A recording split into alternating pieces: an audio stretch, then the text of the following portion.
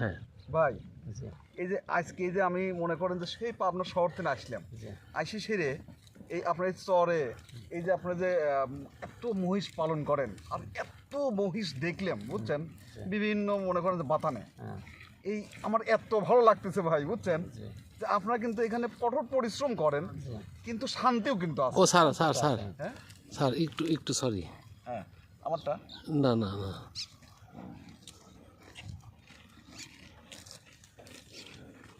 Sir এবার তো ভাই এই যে আজকে এই সেই পাবনা শহর থেকে আসলাম সকালবেলায় সেই চরে এত সুন্দর দৃশ্য, এত সুন্দর পরিবেশ, এই পরিবেশের মধ্যে আরও এসে সেটা দেখলাম যে আপনারা যারা এই যে মহিষের প্রতিপালন করেন অনেকগুলো খামার দেখলাম, প্রচুর মহিষ দেখলাম।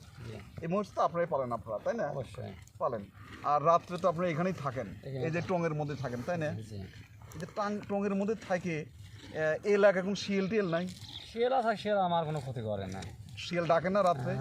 ওরে সেই রাত্রে যদি চারদিক দিয়ে মনে করেন যে শিয়াল ডাকে এই টঙের আশপাশে যদি এসে ডাকে কেমন লাগে আপনার? কোনো সমস্যা নাই, এটা একদম না, কোনো সমস্যা নাই, আমার অভ্যাস হয়ে গেছে, আমারও তো ক্ষতি করে না। ক্ষতি করে না, কিন্তু ডাকটা কিন্তু মনে করেন শহরের লোক কোনোদিন শুনতে পারে না শিয়ালের ডাক কেমবা, কিন্তু গ্রামের মধ্যে শহরের মধ্যে যে ভাই শিয়ালের ডাক, হ্যাঁ আবার অনেক সময় তো চোর ডাকাতে আসতে পারে না। চোর ডাকাতে এই পর্যন্ত ধরেন আমার আজ 30-32 বছর বয়স, হ্যাঁ এই পর্যন্ত শুনি না যে একটা মোষ নিয়ে গেছে। আচ্ছা আর মোষ নিয়ে গেলে পরে এখান থেকে আমার এই পালে ধরেন যে ওই ওখানে একটা পাল আছে বুঝছেন, হ্যাঁ হ্যাঁ হ্যাঁ প্রায় 150 মোষ আছে, হ্যাঁ দুটি মোষ নিয়ে যেতে পারবে না, নিয়ে যেতে হলে 150 নিয়ে যাওয়া লাগবে। ওই মহিষে ওকে মনে করে পাকড়া করে ফেলা? হ্যাঁ একবারে 50 জন আসলো বারো নিয়ে যেতে পারবে না। বাপরে বাপ, এটা তো জানা ছিল না ভাই। আপনারা নিরাপদই থাকেন? নিরাপদে তো রান্না বান্না। আচ্ছা রান্না বান্না যে এই যে টঙ্গে কি আপনারা রান্না বান্না করেন? হ্যাঁ করে, যে যখন আমরা ফাঁকে যাই হ্যাঁ হ্যাঁ তখন আমরা নিজে রান্না করে খাই, হয়তো 3 জন মোষ রাখি হ্যাঁ। আর একজন রান্না করে।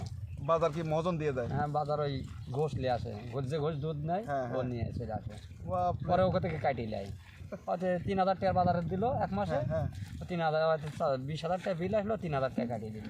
সেই সুবিধা তো দেখতেছি ভাই আপনার।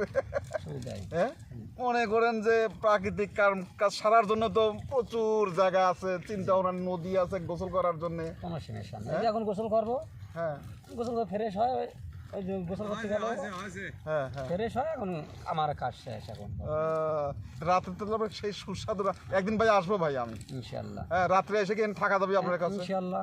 রান্না বাড়ি করার হ্যাঁ বাজার কি করে নিয়ে আসা লাগবে নাকি আপনারাই খাওয়াবেন? আমার এখানে এখন যদি আমার রান্না করতাম হ্যাঁ তাহলে আমার বাজার থাকতো, এখন বর্তমান নাই, ফাঁকে যদি যাই তাহলে আমার সবসময় জন্য বাজার থাকে, 2 দিন 3 দিন কার জন্য থাকি যায়। তাহলে ভাই আসবো কিন্তু একদিন, আলহামদুলিল্লাহ। বাজার নিয়ে আসবো নাকি আপনারা খাওয়াবেন? আপনারা আসলে বারে নাম্বার নিয়ে যান, আসলে বারে বারে ফোন করবেন, আমরা কিনে রেডি করি। হাঁসের মাংস পাওয়া যায় এখানে? হ্যাঁ আচ্ছা গুড ভাই, হাঁসের মাংস খাওয়ার জন্য আসবো না ভাই। আলহামদুলিল্লাহ। হ্যাঁ ওকে ভাই, আল্লাহ হাফেজ। স্যার